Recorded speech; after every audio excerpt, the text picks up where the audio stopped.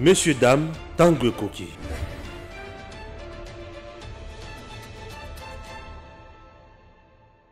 Inutile de voyager, inutile de se tracasser. Arcis Style de Rêve, une boutique d'habillement et salle de mariage vient donner solution à vos inquiétudes. La boutique offre des articles de qualité 100% turquie. La boutique dispose des robes pour mariage civil et religieux, y compris tous les accessoires, de vestes cérémoniales et de bureaux de grands messieurs, des robes de soirée et habillement de grandes dames, des chaussures basket, perpètes et mocassins hommes et dames. Arcis Style de Rêve n'a pas oublié l'habillement des tout petits de 2 ans à 16 ans. Arcis Style de Rêve livre également dans toutes les provinces de la République démocratique du Congo. Arcis Style de Rêve a des chemises de classe et tenues de conférences. Comment retrouver la boutique Arcis Style de Rêve? Elle est située sur la 8e rue Limité Industrielle, plus précisément en face du ministère Amen, sur Facebook. Arcis Style de Rêve, sur WhatsApp 081 198 83 11 09 95 99 00 96. Arcis Style de Rêve, c'est la réalité dans le monde de la SAP. Arcis Style de Rêve, c'est la classe. Rentrée parlementaire, les 2 présidents de 2 chambres du Parlement ont bien sûr tablé sur les questions bien sûr d'intérêt général, entre autres les sociales des Congolais, la sécurité, la diplomatie, l'éducation, l'économie, plusieurs secteurs, et sans oublier aussi les élections. Les élections, le président Mbosso a dit, ils vont tout faire pour qu'on ait les animateurs de la CENI, entre autres, bon, ils vont tout faire pour qu'on ait les élections de la CENI, les animateurs de la CENI, et de son côté, le président du Sénat, le professeur Modeste Bahati Lukwebo, lui appelait tout le monde au sursaut patriotique. Il veut que tout le monde puisse mettre de l'eau dans son vin pour qu'on ait les animateurs de la CENI, puisque ça freine. Entre-temps, sur terrain, Martin Fayulu était là, avec un forcing, en créant bien sûr des tollés, des polémiques dans les réseaux sociaux et presque partout, puisqu'on parle de lui. Lui dénonce le glissement et, en plus de cela, il veut la dépolitisation de la CENI. Chers compatriotes, Martin Fayulu ne s'était pas limité à ce niveau-là. Il est allé plus loin pour même cracher sur le président de la République et nos voyants policiers. Chers compatriotes, nous sommes là pour en parler et essayer un peu de parler de l'arrivée de quelques avions déjà, puisque c'est quelque chose de très important, surtout que le président Félix Tshisekedi est en train de travailler pour les sociales des Congolais, surtout pour leur mobilité aussi. Et vous le savez, il y a peu, le gouvernement avait revu à la baisse les coûts de billets. Pour en parler, je reçois une fois de plus pour vous, sur EDEM TV officiel, dans l'émission Tanguy Koki, le prince professeur Willy Michiki. Voilà, merci. Prince Willy Michiki, bonjour. Bonjour. Vous êtes membre de AFDCA, le regroupement qui est au sein de l'Union Sacrée. Vous êtes presque des pionniers même de l'Union Sacrée, vous le savez, AFDCA, puis président de UNANA, un grand parti. Vous avez mobilisé d'abord l'autre fois sur terrain, on a vu, pour faire échouer la marche de Fayulu. J'ai l'impression, et j'ai senti qu'il y a eu de l'échec. Fayulu a marché, on a vu tout ce qu'il a pu dire. Qu'est-ce que vous pouvez d'abord dire? Comment vous analysez la marche de Fayulu? Oui, d'abord, avec le message. Je voudrais apporter un éclaircissement important. Oui. Notre objectif n'était pas de faire échouer la marche de Fayulu. Il est libre de faire sa marche. Ah, ok, ok. Notre objectif, c'était surtout de réussir la rentrée parlementaire. Vous savez bien que la rentrée parlementaire est un dispositif constitutionnel. Oui.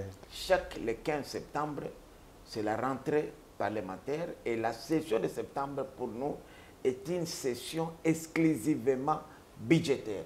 Donc elle représente beaucoup d'importance pendant ce temps ici où nous avons besoin de budgets costauds en vue de couvrir les opérations électorales. Or, il y avait des gens qui voudraient saboter cet événement important. Et comme vous le savez très bien, aujourd'hui, le Parlement est dirigé par des vaillants citoyens, des warriors, Ouais. entre autres, je pense à notre autorité morale, Bahati Modeste Lukwebo, Le professeur. qui est président du Sénat, Oui. mais aussi à mon ancien collègue au gouvernement, le président de l'Assemblée nationale, Mbosso Kodia.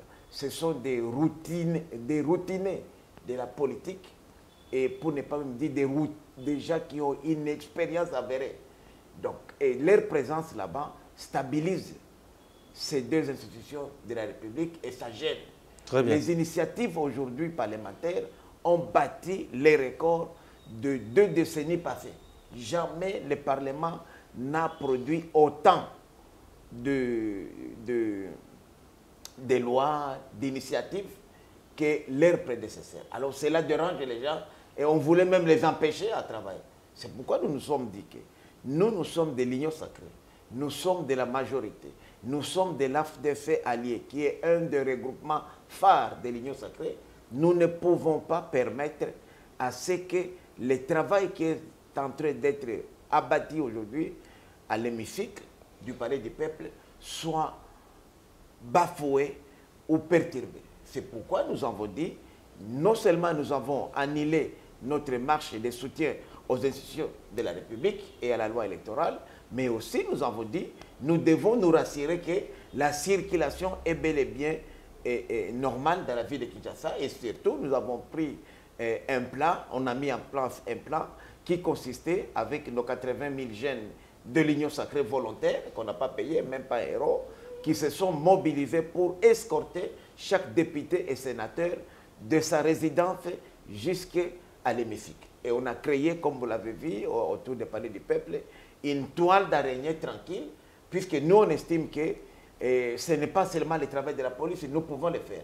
C'est pourquoi vous avez vu, bon, hier, mon ami Martin et même Adolphe ils étaient en difficulté sérieuse, puisque bon, moi j'ai fait, bon, pas avec Adolphe, mais avec Martin. Je connais Martin depuis presque 3 décennies. Et on a fait avec Martin, avec le président Félix, dans cette ville des marches. Et quand nous on faisait des marches, ce n'est pas un coin, non. Quand on faisait des marches, on avait des points de départ partout dans les 24 communes de la province-ville de Kinshasa.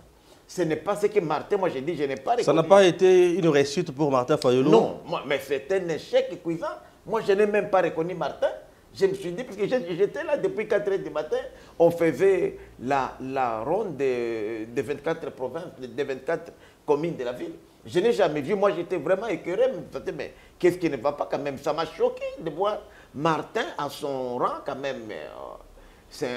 Il fut un candidat président de la République, c'était un leader d'opinion. Il entre dans sa voiture en catimini, il arrive vers Pascal à Tchangou, il voit un embouteillage, il descend, il appelle les gens, venez, venez, venez, on marche. Ah, mais alors, il appelle d'abord la presse internationale pour venir le filmer. Pendant 100 mètres, il marche, bon, comme d'habitude, il y a les altercations de la police, et puis on les remballe, ils rentrent dans la voiture, c'est fini, non. Mais alors que partout, ça n'a pas été quelque chose de préparé? Non, non, non, non, moi j'ai dit c'est lui. Vraiment, vous, quand vous êtes organisateur d'une activité, ce n'est pas à vous d'appeler la presse. Suivez-moi, suivez-moi. Je suis dans la voiture telle. Je suis devant la voiture, c'est moi. Venez filmer. Et la presse internationale, et quand il était dans la voiture, avant de descendre, il y avait la presse congolaise qui connaissait son véhicule, puisqu'il était avec mon ami et frère Mouzito. Et quand la presse est arrivée nationale, il ne voulait pas descendre.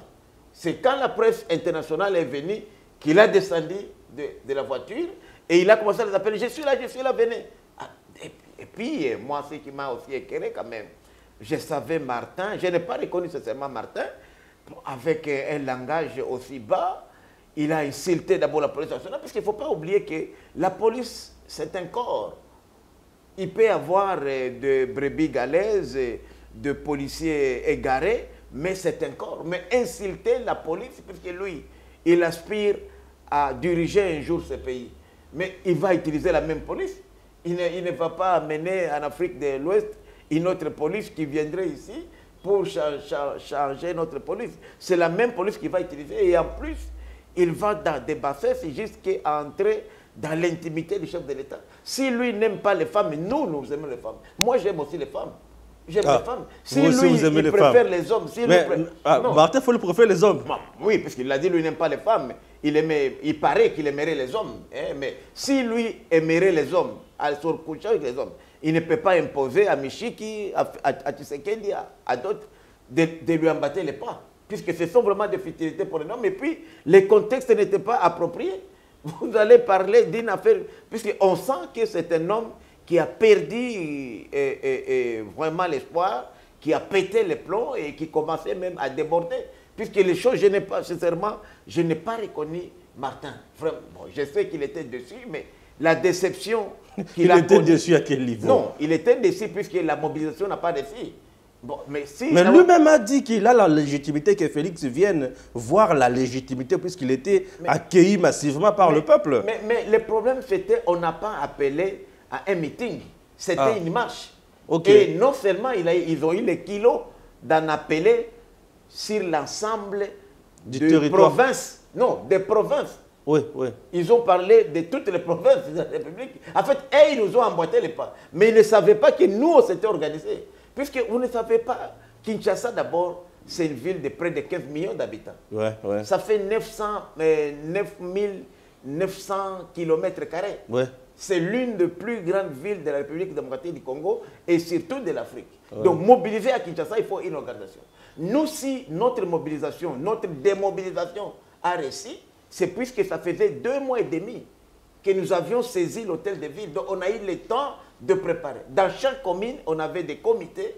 Les 80 000 jeunes là, ça nous a pris seulement 48 heures pour les recruter puisqu'ils faisaient partie de l'équipe de mobilisation. Alors, nous les avons seulement transformés pour les rendre des démobilisateurs. Et c'est comme ça que vous avez vu que la circulation à partir de 5 heures était normale. Toutes les activités, contrairement, moi je me rappelle, Martin est témoin, on a fait avec lui, avec le président Félix et d'autres, des marches dans cette ville. Et quand nous, c'est la marche, d'abord, il n'y a pas d'activité. De deux, c'est dans tous les coins qu'il y a des gens qui marchent. Vous n'allez pas attendre venir à un coin donné. Et puis, nous, ce n'est pas nous qui appelons les journalistes. Non, les journalistes viennent puisqu'ils constatent. Mais là, les journalistes ont été appelés seulement à un point. À Tchangou, venir juste sur le boulevard Lumumba, voir le président Fayulu qui descend. Il profite de l'embouteillage parce que vous savez que Tchangou, c'est le coin où il y a une intense démographie. Bien sûr, il y a presque 5 communes concentrées. Et sur le boulevard, là-bas, toujours, on a des embouteillages. Lui, il est venu, il s'est mis dans cet embouteillage, il a commencé à marcher, et à appeler les journalistes. La presse, venez me filmer. Il a même dit, venez me filmer, venez, je suis là. Non, c'est vraiment trop bas. Moi, sincèrement, je crois que j'ai félicité d'abord les Kinois et Kinois, en particulier ici, pour avoir compris le message. Et aujourd'hui, les Kinois ont dit oui à la loi électorale, ils ont dit oui à la stabilité des institutions, puisque nous leur avons expliqué que vous voulez une chose et son contraire, vous voulez les élections. Mais comment allez-vous avoir les moyens d'organiser ces élections si vous n'allez pas au travail, si les activités ne se font pas normalement? Comment allez-vous avoir un budget électoral s'il n'y a pas la session budgétaire qui se tiendrait? Comment allez-vous aujourd'hui parler de la CENI si la CENI n'est pas encore installée? Vous critiquez la CENI, elle est politisée. Mais la CENI n'est même pas là.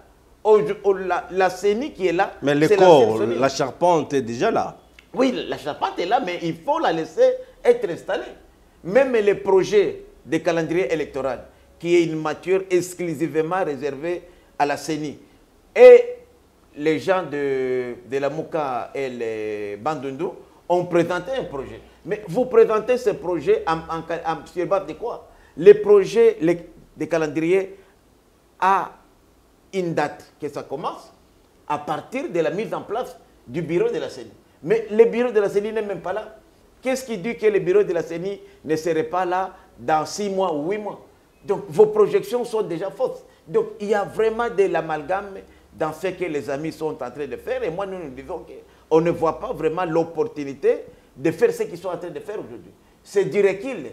Nous devrions plutôt gagner du temps, avancer pour qu'aujourd'hui, tout le monde dit que nous voulons aller aux élections. Même les PPRD, même les PPRD qui est en perte de vitesse, voudra nous... Mais si vous voulez aller aux élections, la première des choses d'abord, c'est de mettre d'abord le bureau de la CENI en place. Oui. Quelles que soient ses faiblesses, la perfection n'est pas de ce monde. Mais lorsque le bureau est là, nous pouvons améliorer. Deuxième chose, il faudrait d'abord avoir une loi électorale. Or, les mêmes gens, en particulier les gens de la Mouka et le Bandundu, sont en train de chercher à revisiter cette loi organique. Et si on revisitait cette loi organique, selon les experts, ça nous prendrait 3 mois à 4 mois. Donc, les élections, c'est le temps. Chaque jour qui passe nous éloigne de la bonne tenue des élections. Parce que c'est bien de parler des élections. Mais aujourd'hui, par exemple, il nous faut revisiter le fichier électoral. Je vous dis, si on commençait maintenant, on pourra aller jusqu'au... Je dis, si le bureau de la CENI était installé aujourd'hui, on commence la révision du fichier électoral, on ira jusqu'autour de mars, avril 2023, avec un budget de 600 millions de dollars. 600 millions de dollars. Et là, je n'ai pas encore parlé de la commande des matériels électoraux. Je n'ai pas parlé encore de leur déploiement dans un pays à infrastructure difficile comme le nôtre. Et je ne pense même pas que la MONUSCO pourrait encore nous accompagner, nous donner un coup de main avec la réduction de ses capacités logistiques et des hommes. Donc ça va poser un problème sérieux. Il faudrait former des agents électoraux, parce que les agents électoraux sont formés par cycle électoral. Donc je vous dis que ça sera très compliqué. Donc nous avons besoin du temps. Et je ne sais pas si moi je prêche dans le désert lorsque je parle de facteurs temps. S'il y a vraiment de bonnes volontés, je sais qu'il y a des gens qui ne veulent pas aller aux élections, qui nous poussent vers un blocage, qui déboucherait sur un dialogue. C'est ça aujourd'hui le plan que les amis sont en train de nous donner, notamment les ex-FCC, donc qui sont devenus une petite infime du PPRD et leurs alliés actuels de la Mouka et le Bandundu. Très difficile. Le message véhiculé, lancé par Martin Fayulu, on a constaté que Martin Fayulu n'a même pas parlé du glissement, n'a même pas parlé de la dépolitisation de la CENI, mais il a tout simplement proféré des insultes, tout est consort. Comment vous avez jugé ça? Est-ce que ça constitue bien sûr une infraction en quelque sorte? Non, évidemment, quand vous insultez quelqu'un, même s'il n'est pas chef de l'État, il faut apporter des preuves. Oui. Quand il dit à Félix passe son temps avec des petites filles, des filles, mais il faut apporter des faits. Est-ce que vous avez attrapé Félix avec des petites filles? Et moi, j'ai dit que si lui n'aime pas les femmes, et nous, moi j'aime beaucoup les femmes. Moi j'aime les femmes. J'aime bien les femmes. Mais si lui, il aime les hommes, il ne peut pas nous imposer, nous, à changer nos désirs et les suivre. Ça c'est un. De deux, lorsqu'il insulte, la police est un corps. La police est un corps. Normalement, le parquet général, aujourd'hui, puisqu'il est simple citoyen, près même la cour de la Gombe, hein, ou du tribunal même de grande instance de la Gombe, puisqu'il habite Gombe, devrait se saisir de ses propos. Puisque insulter un corps comme la police, c'est une infraction. Qu'est-ce que la police lui a fait du mal? Qu'est-ce que la police lui a fait du mal? Pardon, le chef de l'État a ses avocats, il peut porter plainte, c'est un citoyen, mais lorsque vous vous attaquez au symbole de la nation, comme la police, comme l'armée, donc vous avez un problème sérieux, et en tant que nationaliste, puisqu'il dit qu'il est nationaliste, moi, ça, vraiment, ça m'a choqué. Je dis, nous tous, nous avons des problèmes. C'est vrai, bon, en faisant sa pub à travers les réseaux sociaux, il s'attendait, lui, que, comme on le faisait, nous, à l'époque, le matin du 15 septembre, il n'y aurait pas de circulation, les gens marcheraient comme nous, parce que nous, on appelait les gens, ils marchaient automatiquement, donc je sais qu'il a été frustré. Mais aujourd'hui, je crois que, et je doute même fort, qu'ils vont oser encore organiser une autre marche. Mais il a lancé un défi au président, il veut qu'il fasse aussi une telle mobilisation pour prouver sa légitimité. Mais la mobilisation n'a pas été faite, ce n'était pas un meeting, comme je l'ai dit, c'était une marche. Il a appelé les Quinoises et Quinois à marcher. Et quand vous parlez des marches, ce n'est pas une mobilisation. Moi, j'ai vu, parce que moi, j'étais là depuis 4 h du matin. J'étais à Tchang, vous avez vu les images. Je vais vous les donner, vous avez des images. Bien sûr. Nous avons même, malgré que nous, on n'a pas fait une marche, mais quand on est descendu, encourager nos 80 000 jeunes qui ont pu sécuriser, parce que même nous, on se dit, même les gouvernements ou la province Kinshasa n'avaient même pas besoin d'utiliser la police. Parce que quand j'ai descendu, je me suis rendu compte que non, les jeunes que nous avions étaient même plus nombreux que la police. Et ils pouvaient contenir tous les dérapages, même de certains militants qu'on a dit manipuler, droguer même la veille du 15 septembre. Puisque vous aviez préservé bien sûr la rentrée parlementaire, on a suivi les discours des deux présidents. Le président Bati Lukwebo a brossé les sociales des Congolais. Il a rendu des vibrants hommages au chef de l'État. Il a brossé bien sûr l'affaire CENI. Il appelle tout le monde à un sursaut patriotique. Il appelle tout le monde à mettre de l'eau dans son vin pour qu'on ait les animateurs de cette institution d'appui à la démocratie. Quelles sont vos impressions?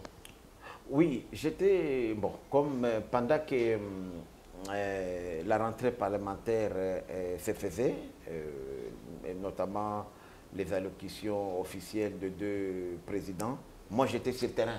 J'étais sur le terrain parce que je devrais me rassurer qu'ils sont en sécurité et qu'il n'y aurait pas des gens qui viendraient éventuellement perturber le bon déroulement de la rentrée parlementaire. Mais quand même, à travers les médias, j'ai pu suivre et partout où j'étais avec mon téléphone qui était connecté sur plusieurs chaînes. Je suivais les activités parlementaires au Palais du Peuple. J'étais personnellement impressionné par l'engagement de deux présidents et particulièrement du président du Sénat dans sa sagesse et modestie habituelle. D'ailleurs, ce n'est pas pour rien qu'on lui a donné les noms. Comme chez nous, on dit les noms de quelqu'un, les porte toujours. Il a été vraiment modeste. Et le professeur sénateur Modeste Bahati Lukwebo, en appelant les gens au sursaut patriotisme. C'est ce que nous demandons. C'est vrai que nous avons toutes des ambitions. Chacun veut tirer la couverture de son côté. Mais voyons d'abord l'avenir de ce pays.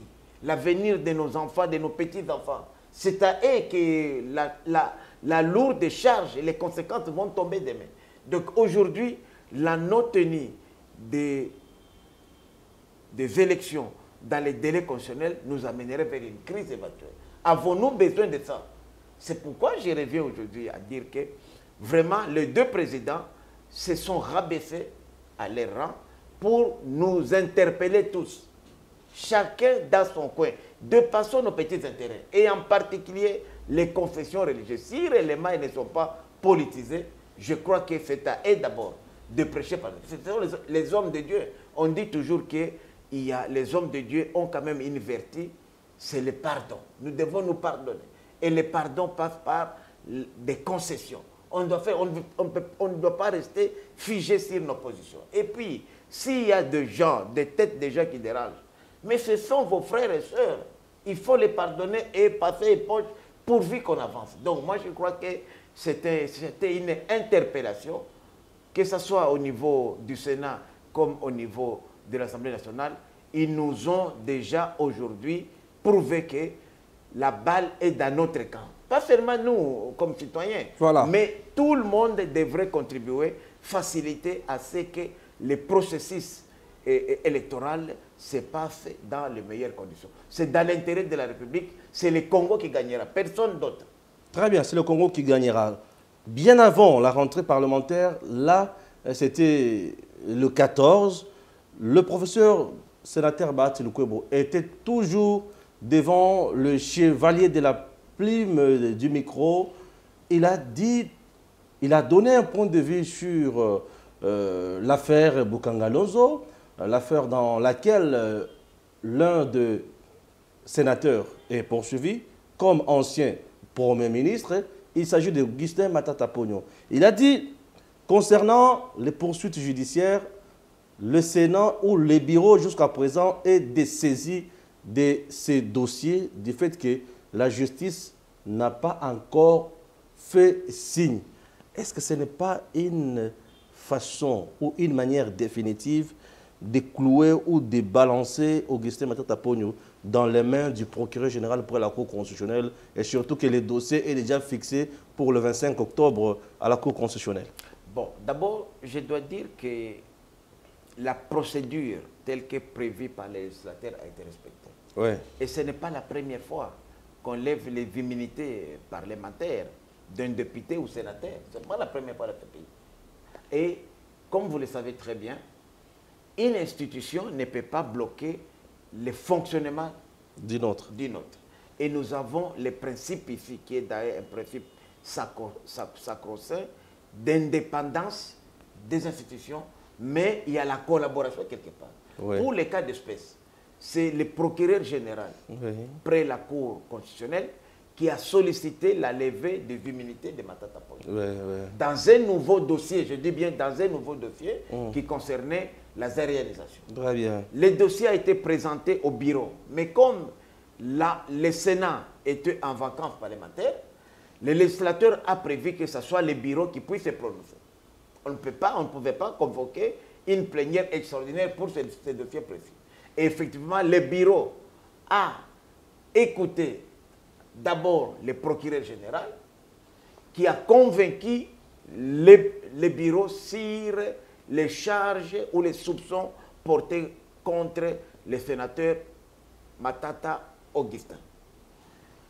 Après, on a donné la chance à Matata, non seulement au sénateur Matata seul, normalement, devant les bureaux, il ne devrait pas venir avec les avocats.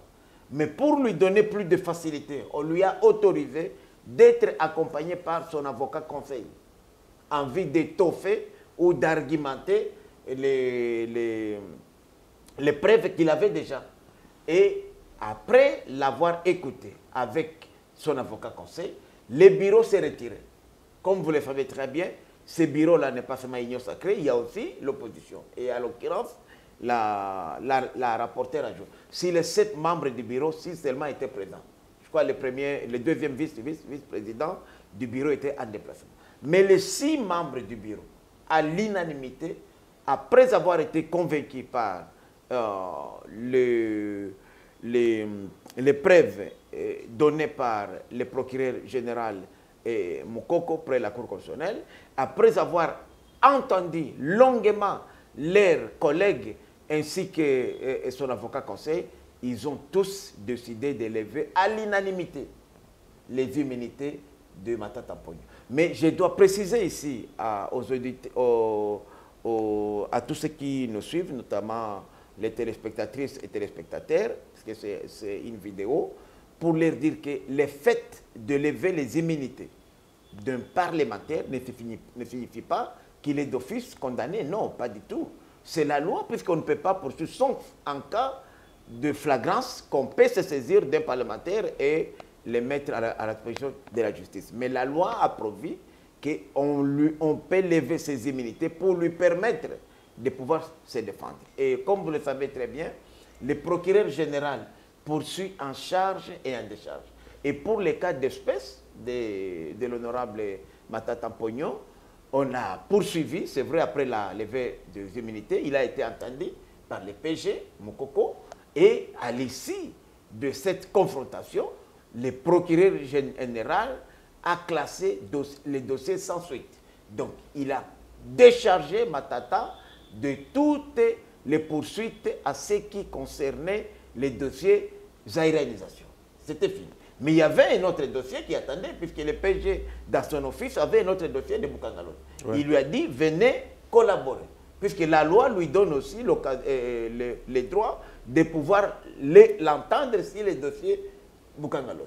Paraît-il que Matata n'a pas voulu collaborer en disant que non, mes immunités ayant été levées par telle raison, je ne vois pas pourquoi je serais poursuivi pour une nouvelle affaire. Alors, c'est comme ça que ça a posé un problème. Et même au moment où nous parlons, les avocats de Matata ont saisi la Cour constitutionnelle pour interpréter cette disposition des lois. Si les immunités ont été levées pour tel dossier et qu'il y a une autre affaire, une nouvelle affaire, est-ce qu'il peut être poursuivi?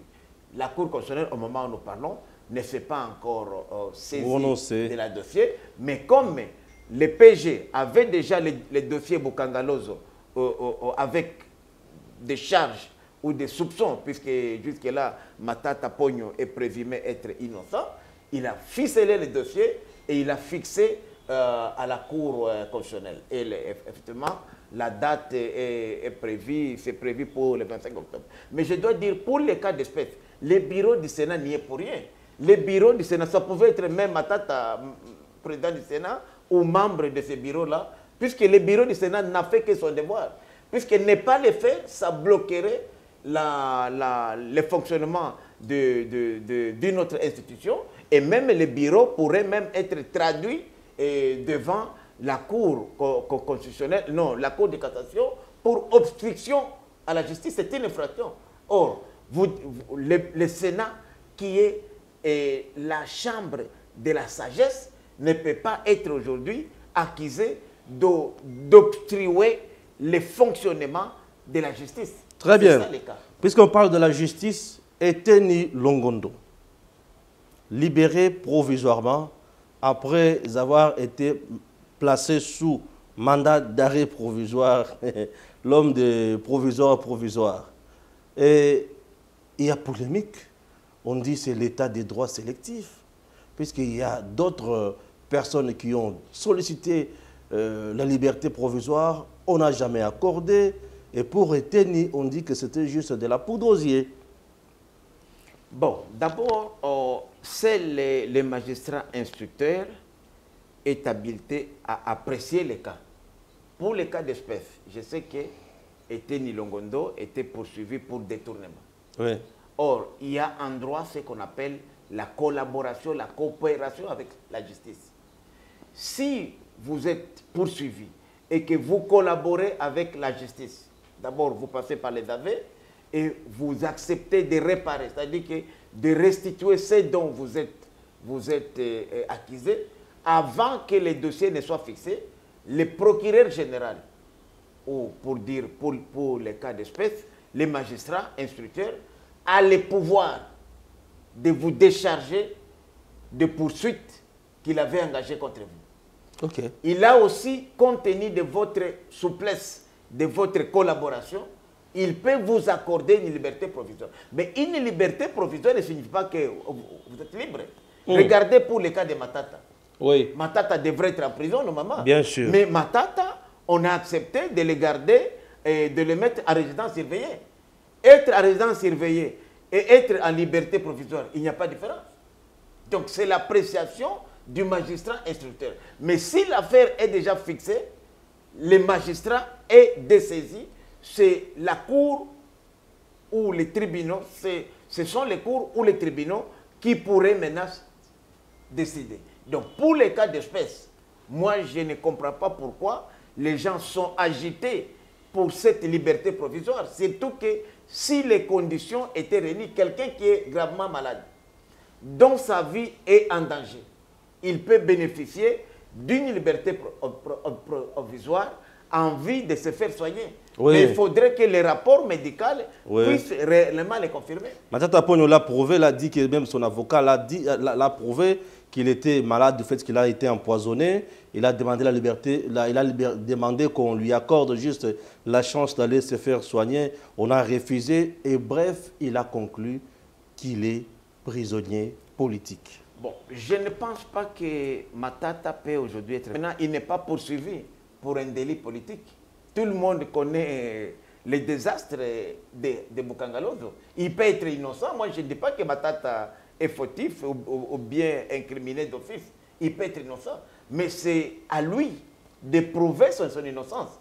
Ce que moi, je reproche à mon frère Matata, c'est de ne pas coopérer avec la justice. Il a vu lui-même pour le premier dossier, il a été entendu par un des grands magistrats de ce pays que je salue d'ailleurs en passant, bonne année, qui est un frère de Kivu, et il a été lavé. Mais pourquoi il n'a pas voulu coopérer aussi de la même façon dans les dossiers Bukangalozo? Et je suis sûr que si Matata avait coopéré, Matata aujourd'hui serait peut-être à la rentrée parlementaire déjà à son siège au Sénat. Mais puisqu'il a constitué une obstruction à l'instruction du magistrat, le magistrat s'est basé seulement des éléments à sa possession et il a fixé les dossiers. Et en plus, lorsque Matata parle de l'empoisonnement, bon, moi j'ai dit, je m'étonne, puisque Matata, c'est un garçon qui a étudié à Bukavu, même s'il est de Maniema, il sait bien qu'aujourd'hui, le centre mondial de traitement des poisons, c'est la ville de Goma. Moi-même qui vous parle, je soigne les poisons, je donne même des antidotes aux gens. J'ai même des amis à moi, des membres de ma famille, qui ont quitté les États-Unis, Canada, l'Europe, pour venir se faire soigner contre les poisons à Goma. Et lui, il veut quitter ici, aller en Europe, se faire soigner pour ça. Moi, ça n'a pas de sens. À moins qu'il y ait d'autres types de poisons. En tout cas, les poisons que nous connaissons, en tout cas, les Européens, les Américains, même, viennent à Goma, ici au Congo, se faire soigner. Parce que nous avons la tradition de traiter les poisons. Et j'ai dit, s'il est réellement malade, pourquoi aller à l'étranger? Moi, je me rappelle très bien. Matata, c'était l'un, il paraît, parce que moi, je suis les médias, il fut l'un des meilleurs premiers ministres de ce pays. Et pendant qu'il était au gouvernement, je me rappelle dans l'un des conseils des ministres, il avait dit, il ne voudrait plus que les Congolais aillent se faire soigner à l'étranger. Non seulement ça coûtait cher au trésor public, mais aussi c'était une façon d'exposer le pays. Quand vous avez vos dirigeants qui vont se faire dans les hôpitaux étrangers, vous ne savez pas les intérêts de ces étrangers-là vis-à-vis de ces personnalités politiques d'un pays ami ou bien un pays, peut-être ça peut être même des gens qui voudraient bien nous causer du tort. Et c'est comme ça que Matata, pendant qu'il était au gouvernement, où je me rappelle son ministre de la Santé, c'était mon ami le docteur Kabange Numbi, ils avaient initié le projet de clinique de l'hôpital des cinquantenaires. L'idée était qu'à l'hôpital des cinquantenaires, on ne pouvait rien manquer qui puisse nous amener. C'est comme ça que l'État congolais a mis 100 millions de dollars dans ces projets-là et les partenaires privés des Indiens devraient amener plus que 100 millions. Mon frère, moi j'ai vécu longtemps en Europe, au Canada, aux États-Unis, un peu partout. Quand ces projets-là, quand j'avais vu à l'époque ces montants-là, je suis allé sur Google pour faire des recherches. Je n'ai pas trouvé, par exemple, en Belgique, un des pays les plus développés de la planète, un hôpital qui coûtait 100 millions d'euros. Aucun, il n'y en a pas. Or, ça, c'était 200, aucun. Les meilleurs hôpitaux, c'était autour de 50, 60, 70 millions de dollars. Donc, moi, j'ai dit aujourd'hui, Matata s'est fait attraper lui-même. Pourquoi devrait-il encore aller à l'extérieur, lui qui a mis... Pourquoi il n'est pas allé dans l'hôpital que lui-même a initié? Et nous lui félicitons pour ça. Merci beaucoup. Voilà. Nous passons à une autre thématique. Là, on parle bien sûr de vos activités. Vous dites aussi que vous allez manifester? Bon, lorsque nous avons été en discussion avec les autorités urbaines de la ville de Kinshasa, il nous était demandé de pouvoir reporter nos marches, puisqu'à l'Union Sacrée, on avait quand même prévu quelques marches. Et parmi les organisations qui avaient sollicité, il y avait notre parti politique, INANA, membre de la conférence des présidents de l'AFDC allié. Et lorsque nous avons accédé à la demande de l'hôtel de ville, qui a eu des arguments quand même qui nous ont convaincus, puisqu'il ne fallait pas perturber la rentrée parlementaire. Et nous aussi, on s'est dit, pourquoi nous disons, nous soutenons les institutions de la République et en même temps, nous voulons organiser les mêmes jours de la rentrée parlementaire une marche qui les empêcherait de fonctionner. Voilà. Nous nous sommes dit, ok, nous accédons, on va projeter une autre marche. Un groupe de nos collègues, notamment à Vision Fachi et CRD, qui est le parti du président Bosso, avait estimé que la date de 21 nous convenait bien. Mais nous, au niveau de l'INANA et AFDC alliés, nous sommes en train de prendre le temps pour réfléchir si nous pouvons les joindre, puisque aux amis de la coalition, la MOUCA, PPRD et alliés, on leur avait accordé la date du 17. Comme la date du 17 est une date qui leur a été accordée, nous pensons cette fois-ci, ils vont mobiliser, puisque la police, au contraire, va les accompagner.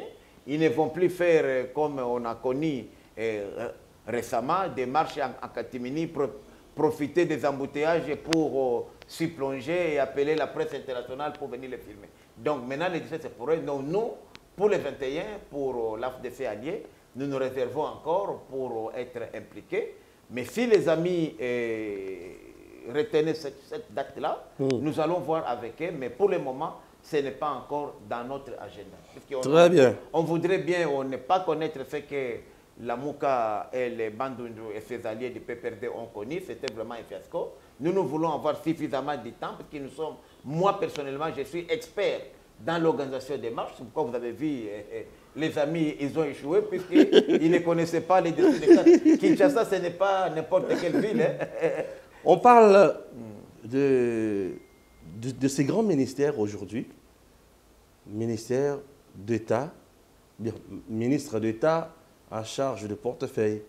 Là, on parle de Madame Princesse Adèle Kaïnda. Depuis qu'elle est à la tête de ce ministère, aujourd'hui, j'ai comptabilisé déjà, ça fait 141 jours. 141 jours. Aujourd'hui, on parle d'elle, elle a des prouesses, elle a même besoin de 8 milliards de dollars américains pour relever les entreprises publiques de l'État, afin qu'elles deviennent efficaces, productrices, et puis amener ou booster aussi l'économie congolaise de l'avant. A-t-elle raison ou tort? Jusqu'à présent, comment elle travaille? Est-ce qu'elle est à la hauteur de ses tâches ou pas?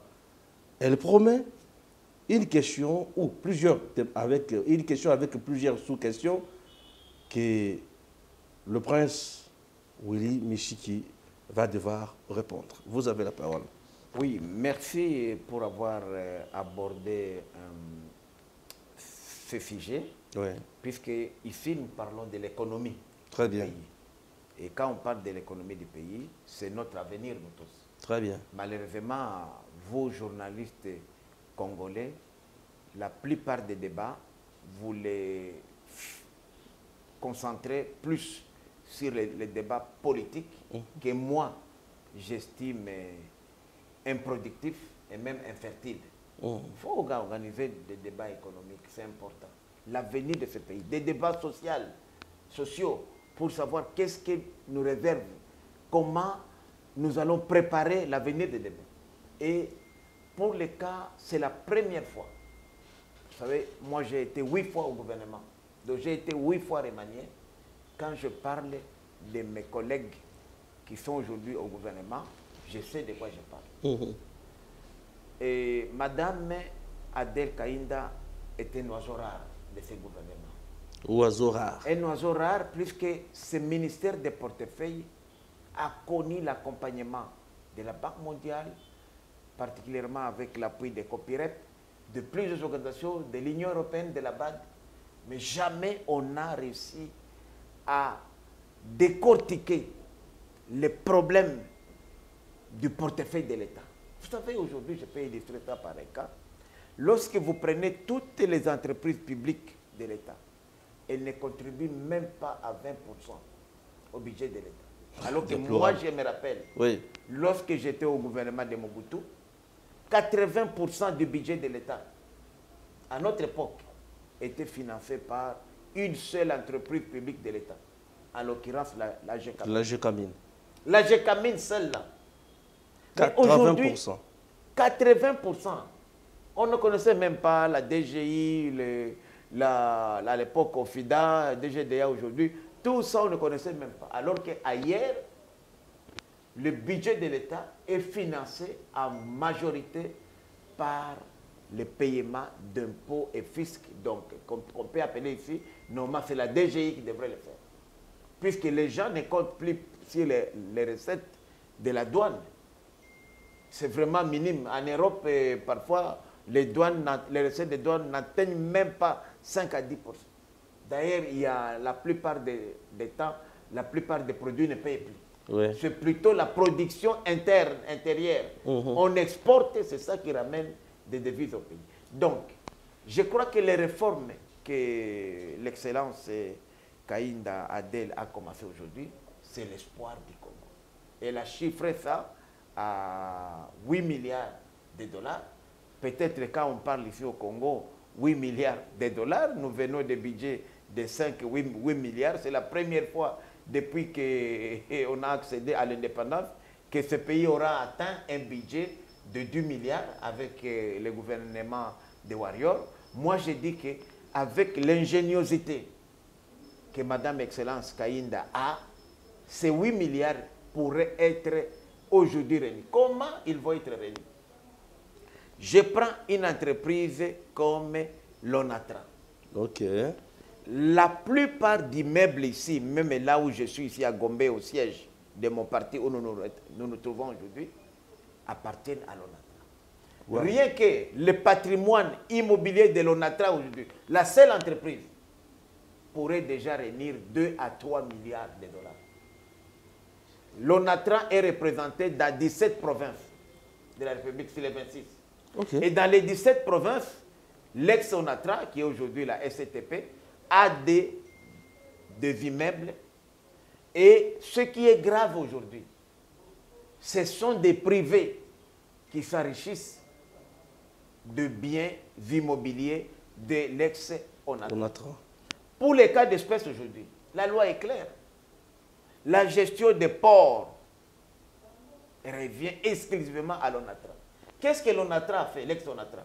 La SCTP a signé des contrats fantaisistes avec des privés qui lui donnent 5%, 10%. Toi, propriétaire de l'affaire, on te donne 5-10% et le privé prend 90, 95, 80% et tu es content de ça. Madame a initié la révisitation de tous ces contrats léonais. Il y a des hôtels ici, des bons restaurants, des immeubles ici qui coûtent, un immeuble qui coûte plus de 1 million, 2 millions de dollars, appartenant à l'ex-ONATRA, géré par des privés et surtout, encore grave, des étrangers.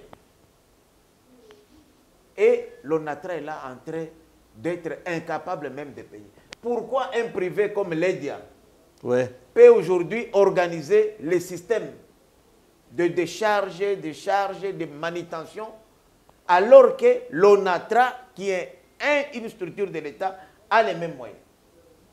Pourquoi ne pas faire le partenariat public-privé? Pourquoi ne pas faire, par exemple, la privatisation de gestion? L'État a un œil, vous amenez un privé qui amène les moyens et l'État trouve les moyens puisque la technologie a évolué. La plupart de ces gens, maintenant, aujourd'hui, de tous les intervenants, voudraient un service de meilleure qualité. Si l'État n'a pas de moyens, il y a moyen que l'État recourt à des privés qui peuvent injecter des capitaux frais et gèrent. Pourquoi la SNEL aujourd'hui peut avoir des problèmes de fourniture régulière d'électricité? Pourquoi? Puisque je suis un ancien ministre de l'énergie, je suis mieux placé pour le dire. C'est puisque les réseaux associés des distributions ici à Kinshasa est devenu vétuste. Il nous faut plus de 1 milliard de dollars pour les réhabiliter. L'État n'a pas ça. La même chose pour la régie des eaux. Les tuyaux sont déjà foutus. Donc, nous voulons aujourd'hui soutenir ces réformes-là, mais ces réformes-là, avec la vision de l'excellence ministre d'État, ministre au portefeuille, l'État congolais apparemment ne va même pas débourser $1. Oh. Non. Les 8 milliards là vont provenir les 8 milliards seront produits par les entreprises elles-mêmes. Oh là, oh là. Et il y a aussi un problème qu'elle a soulevé, ça c'est vraiment extraordinaire, on ne l'a jamais dit, c'est le pléthore. Vous allez aujourd'hui à l'ONATRA, il y a des gens même qui sont morts, qui continuent à être payés. Oh là, oh là, il y a des gens qu'on a envoyés en retraite depuis 15 à 20 ans, qui continuent encore à être là. Mais qui n'ont jamais été, jamais été payés. Il y a des services qui sont inopérants et inopérationnels depuis des années, mais qui existent toujours. L'État, puisque vous savez ici les problèmes, et c'est comme ça que je félicite la princesse Adèle Kaïda, elle a touché quelque chose de sensible. C'est-à-dire que les gens ici considéraient les biens de l'État comme des biens sans maître. Regardez la Gécamine aujourd'hui, avec son patrimoine, ses actifs miniers qui ont été brandis, bradés plutôt, à vil prix. Prenons le cas de Kamoa. Kamoa aujourd'hui, avec le seul concentrateur, à 50 000 tonnes de cuivre. Alors que la production ici chez nous, c'est 1,4 million. Et là, c'est juste la première étape. Avec le deuxième concentrateur, elle va arriver à combien? Donc, moi, j'ai dit, non, qu'à moi, je crois que ce n'est pas 250 000. C'est 1,5 million. Très bien. Presque la production de tous les pays. Alors que Kamoa a obtenu ça par un contrat d'amodiation avec la GECAMINE. La GECAMINE n'était-elle pas capable de faire les mêmes recherches et découvrir et chercher les partenaires? Et en plus, toutes ces entreprises-là, que ce soit Sicomine, Kamoa, Ruashi Mining, et Anvil Mining, et Tenke Fongorome, vont prêter de l'argent à l'extérieur du pays. Ce n'est pas leur argent. Ils bradent nos minéraux, oui. Ils les gagent, ils prennent là-bas, parfois même à des intérêts qui sont supérieurs au marché, puisque nous, on ne contrôle rien. Et quand ils viennent ici, ils ne payent pas d'impôts, ils ne payent pas de taxes, rien du tout, de redevances, prétendant qu'ils sont en train de rembourser des crédits. Donc, très bien. Moi, je dois encourager vraiment Madame la ministre du portefeuille pour ces réformes. C'est une warrior qui devrait être décorée, puisque c'est la première fois qu'un ministre du portefeuille touche ce secteur sensible des réformes. En un laps de temps, elle a diagnostiqué et elle a mené le projet. Tout ce qu'elle a besoin aujourd'hui, c'est l'appui du chef de l'État. Parce que vous savez, là, il y a de gros intérêts qui vont être bousculés. La plupart des maisons des entreprises publiques de l'État ici sont occupées par des dinosaures. Vous allez aujourd'hui à la CNSS, ce sont des anciens ministres, des ministres en fonction, de président de l'Assemblée nationale, du Sénat en fonction et ailleurs, qui occupent ces biens de l'État à de vil prix. Alors qu'on pourrait les mettre réellement à la disposition de gens qui ont des moyens pour et même les réhabiliter. Donc vraiment, coup de chapeau à Madame Princesse Kainda. Nous sommes vraiment très fiers de vous et particulièrement, je félicite le chef de l'État pour vous avoir nommé à ce poste-là et surtout au professeur sénateur Bahati Modeste pour avoir porté son choix à votre qualité et vos expériences, parce que vous avez été l'une des rares parlementaires d'ailleurs qui a été à toutes les 3 législatures. Donc vous avez de l'expérience et vous avez été même mandataire comme administrateur à Kifenge Manganès. Peut-être c'est cette expérience-là qui a fait qu'aujourd'hui on puisse porter pour la première fois les choix à un enfant maison. Très bien. Merci beaucoup, chers compatriotes. Vous avez compris que le prince, professeur Willy Michi, qui n'a pas mis ses gants pour, bien sûr, étaler le talent majestueux, bien sûr, de la princesse Adèle Kaïda. Une fierté pour la République. Une fierté pour la République. Et le professeur Willy Michi qui est allé même plus loin, bien sûr, pour demander au chef de l'État qu'on puisse décorer Adèle Kaïda. Juste après 141 jours à la tête de ce ministère d'État en charge du portefeuille. Madame, félicitations. Et c'est la RDC qui gagne toujours. Adi Dalumumba, merci et à très bientôt.